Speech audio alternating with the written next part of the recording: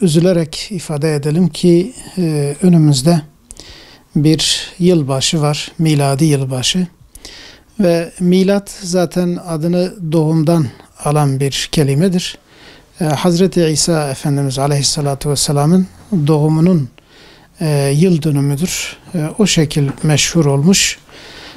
Ve bu yıl başında maalesef birçok İslam'a uygun olmayan hareketler, davranışlar yapılmaktadır. Her sene bu tür isyanlar maalesef meydana getirilmektedir. Tabii ki zaten onlara isyan dediğimiz zaman bunların hiçbir şekilde İslam diniyle hiçbir şekilde alakası yoktur. Ve İslam kesinlikle bu tür şeylere izin vermemektedir. Yani bu tür şeyler yapılmasa dahi acaba böyle bir yılbaşı kutlanabilir mi herhangi başka bir vesileyle, onda bile bir sıkıntı var iken bu sefer bu yılbaşını vesile kılıp ve bu yılbaşında içkiler içilir, kumarlar oynanır, kadın erkek karışımı, hatta belki çok yani affedersiniz belki çok sayıda zinalar bile yapılmaktadır. Ve bunlar hepsi de böyle sanki işte yılbaşı vesilesiyle işte bu yıl bitti, başka bir yıl gelecek, yeni yıla başlıyoruz bahanesiyle bu tür melanetler yapılmaktadır. İşte kesinlikle bu tür şeylere tevessül etmemek lazımdır. Bunu yapanlar İslam'dan haberleri olmayan insanlardır. Maalesef bizim neslimiz, bizim insanlarımızdır ve hepsine sorsam belki herkes de ben Müslümanım, Hazreti Muhammed Aleyhisselatü Vesselam'ın ümmetindenim diyecektir. Fakat maalesef Hazreti Muhammed'den de haberi yoktur. İslam'ın hükümlerinden de haberi yoktur. İslam akaidinden de belki haberleri yoktur. Zaten olmadığı için bu cehalet onları taklide sürüklemiştir. Gayrimüslimleri ve Müslüman olmayanları taklit ederek onların örf ve adetlerini kendi nefislerinde ve ülkelerinde ve evlerinde uygulamaktadırlar.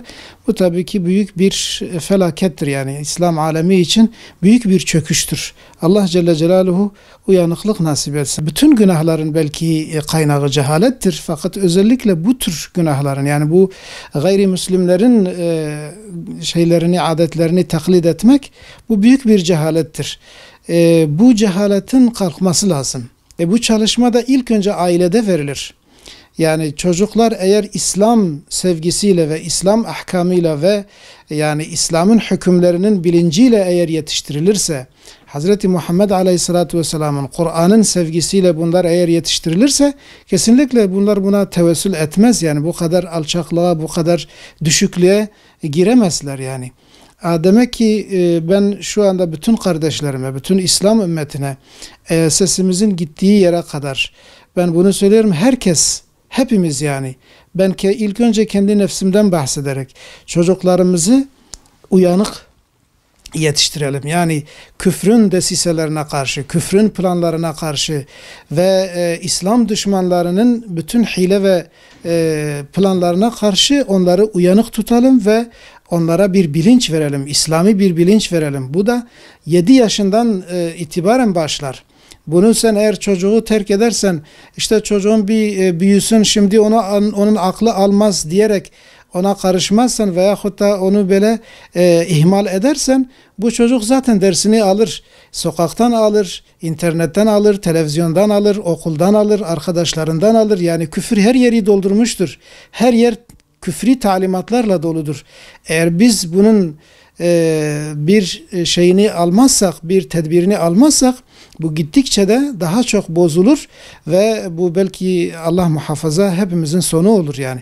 İşte ben bu çağrıda bulunuyorum ki biz daha 7 yaşından itibaren belki torunlarımız vardır, belki küçük çocuklarımız vardır, belki daha 9-10 yaşlarındaki çocuklarımız vardır. Onları şimdiden yetiştirelim ve elimizden geldiği kadar her tarafa yayalım. Bu İslam'ın hükümlerine aykırıdır, Allah'a isyandır, Allah'a karşı gelmektir ve Hazreti İsa'ya bile karşı gelmektir. Hazreti İsa böyle bir şey istememiştir.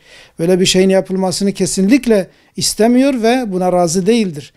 İşte Hazreti İsa'nın miladıyla aslında onlar kendi nefislerine, şeytanlarına ve belki de onları bu yola sürükleyenlere itaat ediyorlar. Onların emirlerini yerine getiriyorlar ve maalesef hem dünyalarını hem de ahiretlerini mahvediyorlar. Allah muhafaza etsin. Allah bizi bir an önce bu tür felaketlerden muhafaza etsin.